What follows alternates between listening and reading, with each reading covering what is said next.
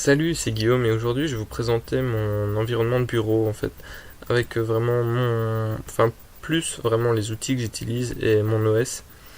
En fait, cette chaîne YouTube, avant elle servait TechOS, ça servait à vous présenter des distributions, mais ça me plaisait pas trop.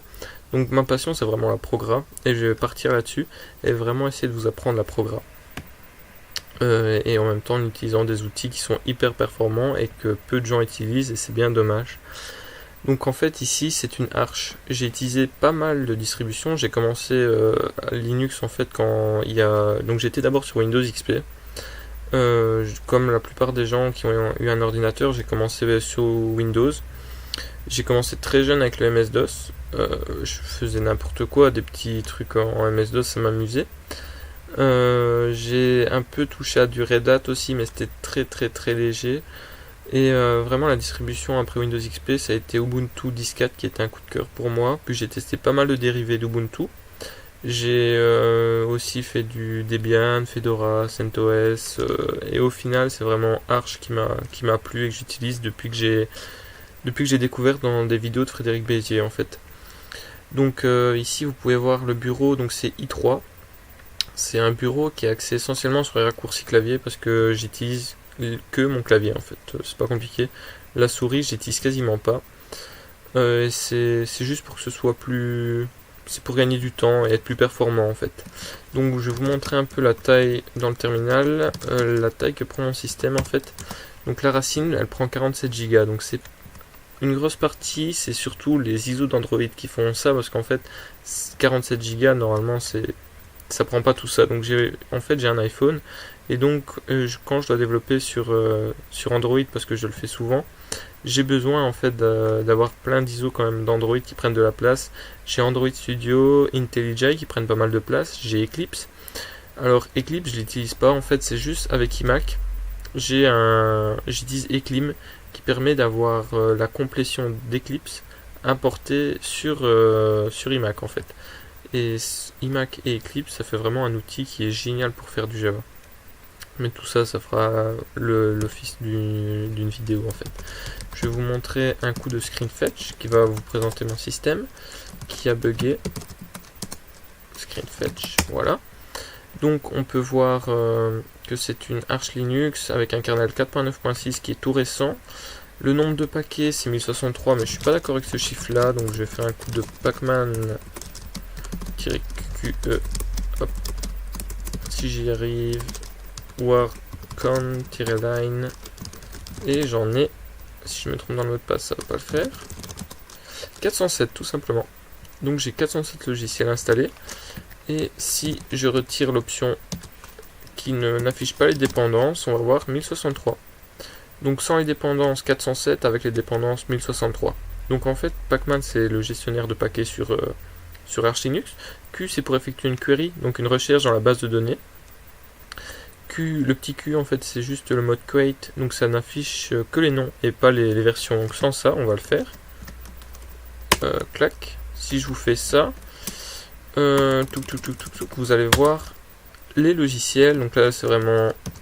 Donc voilà, là c'est les logiciels sans les dépendances. Vous avez les versions. Et si je mets le petit Q en fait vous avez juste les noms, tout simplement. Et je voulais juste afficher ça en fait. Donc je vais aussi vous présenter donc mon dépôt GitHub parce que c'est là où j'ai toutes mes configs. Donc il y aura le lien dans la description. Donc si vous allez sur mon compte GitHub, donc vous aurez le petit glider ici qui est vraiment le logo que j'adore. C'est un peu le drapeau des hackers. Alors hacker pas dans le sens pirate, mais plus dans le sens on pousse en fait dans le vrai sens du terme hacker, c'est-à-dire qu'on utilise la technologie et on l'utilise, on la pousse et on essaie de faire toujours plus avec notre imagination, et ça c'est vraiment le vrai sens du terme hacker. Donc ça c'est des TP que je fais à l'école, un site que j'ai dû faire pour l'école. Ça c'est un petit jeu que j'ai fait en vitesse avec libgdx pour découvrir. libgdx SkateIS c'est un jeu que je fais mais que j'ai pu coder depuis un moment à cause de l'école sur Android. Dans MyWord, vraiment, vous avez toutes mes configs. Faut pas vous fier à ça, HTML, Vim Script, Shell et tout ça, parce que ça représente en rien le contenu qu'il y a là-dedans. Donc là-dessus, dans mon dépôt, donc vous avez une petite capture d'écran qui vous montre un peu mon système. Donc vous pouvez voir 710 Go de RAM, c'est ce que j'utilise généralement, enfin c'est ce que mon PC utilise généralement en RAM, mais c'est vrai que avec le ScreenFetch, là on peut voir que ça utilise plus de 2 Go de RAM parce qu'en fait il y a Chromium qui tourne et j'ai OBS aussi qui tourne et ça prend quand même pas mal de mémoire.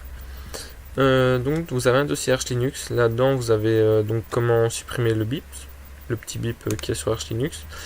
Là c'est un petit tutoriel d'installation que j'ai fait pour me rappeler vraiment comment l'installer, même si en fait il suffit de lire le wiki d'Arch Linux en anglais, c'est super bien fait.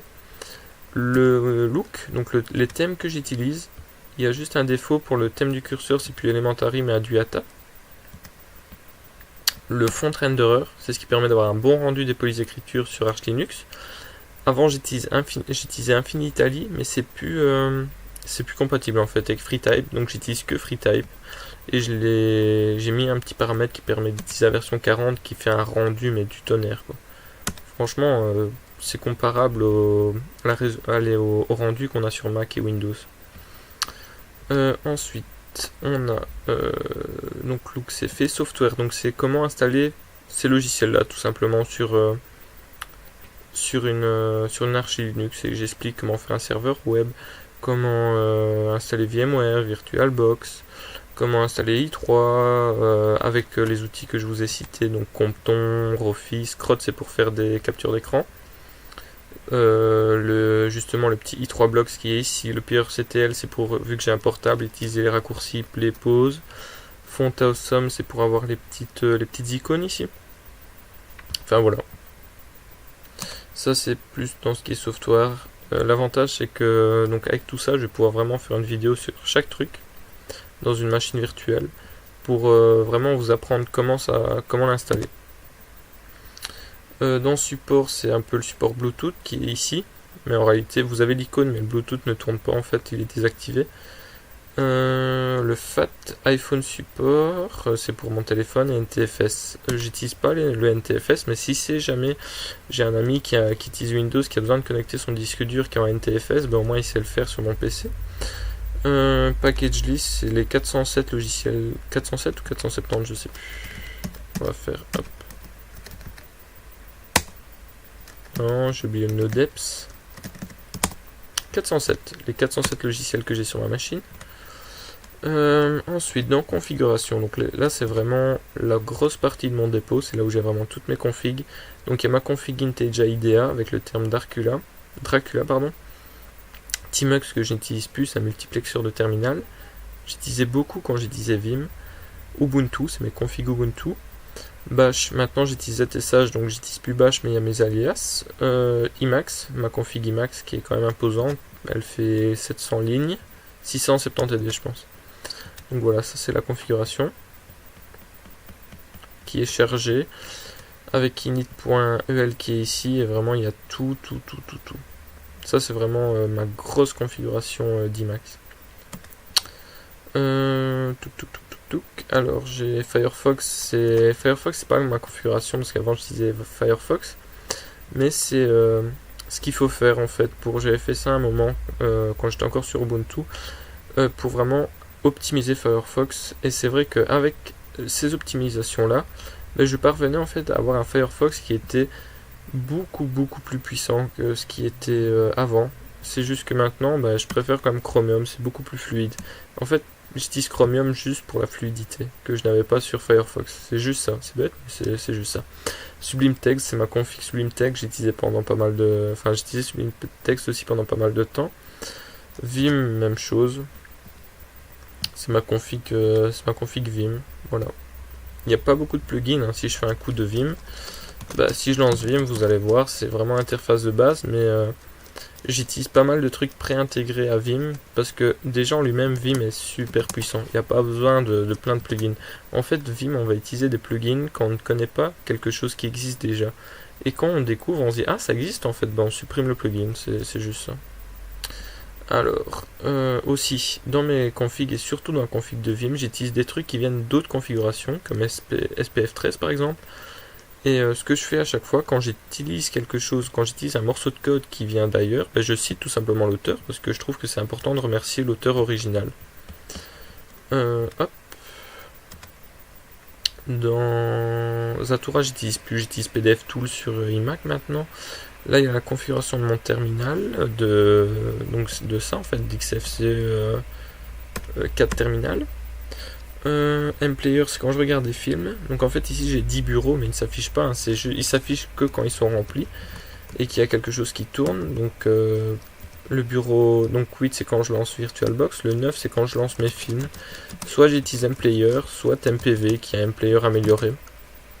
MPV j'utilise surtout avec Livestream qui me permet de regarder Enfin par exemple j'aime bien écouter de la musique et il y a des chaînes YouTube qui passent à musique libre de droit, mais ils font des streams de ça en fait. Et ce que je fais c'est que je lance un live streamer, je dis qu'il doit utiliser MPV parce que ça fonctionne pas avec MPlayer.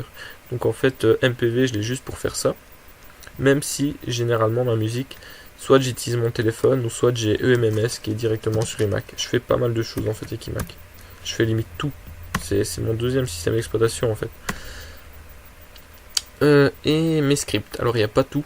Il y a juste avant je montais mes clés USB et mes disques en fait avec Tunar. Maintenant j'ai fait un petit script qui est vraiment optimisé et c'est comme Tunar en un peu plus complexe. Donc ça veut dire qu'en fait je liste les blocs. Je vois que là par exemple j'ai une clé USB en SDB1 même si ici c'est un disque dur.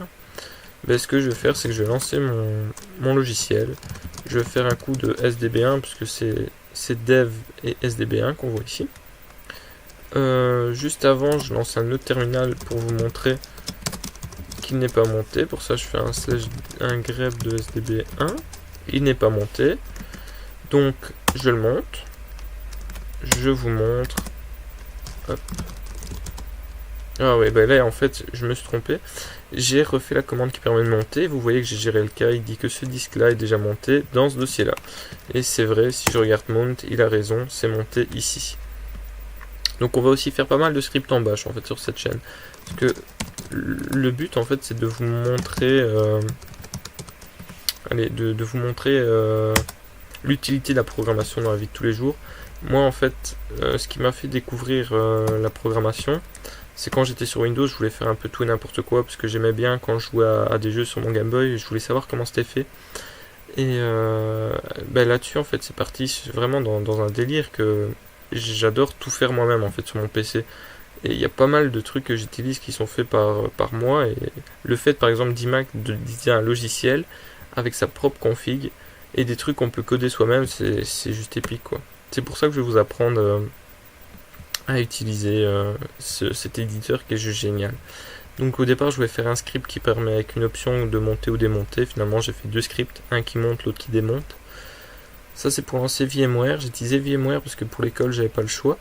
J'utilisais VirtualBox avant et maintenant j'utilise VirtualBox parce qu'en fait avec le kernel 4.9.6 je ne sais plus compiler le module parce qu'en fait il y a plusieurs kernels dans Linux.